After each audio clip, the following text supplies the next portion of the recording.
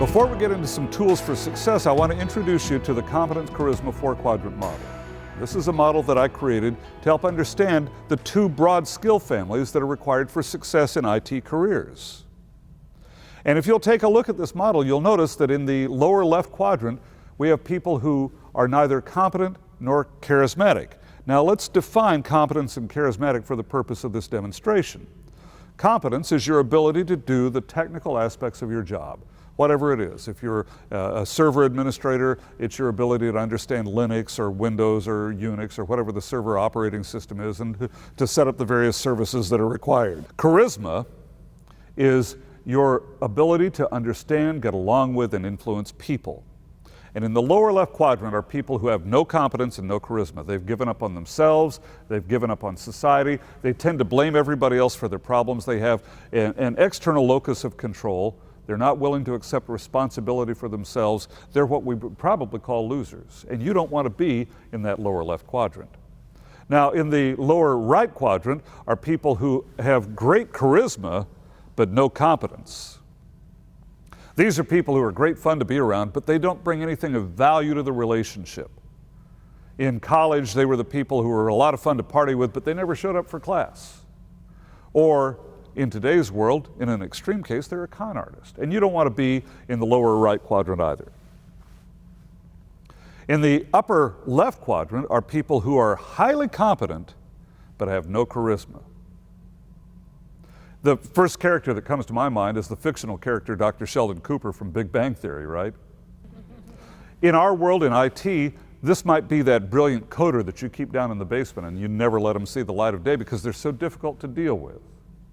I came out of the radio broadcasting business, and I remember a chief engineer that we had at a radio station who was absolutely brilliant. This guy could tune an antenna system, he knew audio, he knew RF, but he was so gruff and disagreeable, he was argumentative, he even had bad personal hygiene, that we finally couldn't work with him anymore, and we had to let him go.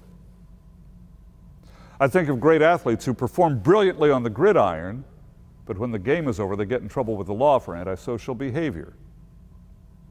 And one of the problems with people who are in this quadrant is that they underestimate the impact of their bad behavior and they overestimate their value to the organization. So you want to be really, really careful about falling into that upper left quadrant. That's where arrogance comes into play, and you really can't move past that. Now, in the upper right quadrant are the leaders in society. And two names that come to my mind are Bill Gates and Mary Barra. Bill Gates, of course, co-founder of Microsoft along with Paul Allen, and the chairman of the Bill and Melinda Gates Foundation, a great philanthropist and innovator, very successful business person. And Mary Barra, who's the CEO of General Motors. Both of them came up through the ranks as technical people. Bill Gates is a coder, Mary Barra is an automotive engineer, and they rose to their current positions of great prominence because of their technical skills and their ability to understand, get along with, and influence people. So here's the deal. Look at this competence charisma model and think about where you are on it right now. Now, it doesn't matter where you are, but just think about where you are. And if you're like most of us, you're probably somewhere above and to the right of center. Now, the question you got to ask yourself is this: what am I doing every minute of every hour of every day to be a little bit better at my technical skills, my competence? And what am I doing every minute of every hour of every day to be a little bit better at my people skills, my charisma?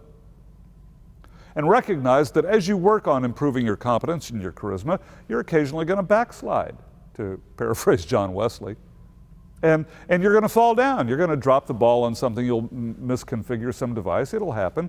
And you have two choices. You can either dwell on it and live in that bad place, or you can reflect on what happened, learn from your mistake so that it's not a failure, it's simply a mistake, dust yourself off, pick yourself up, and get back into striving toward moving toward the upper right corner of the upper right quadrant.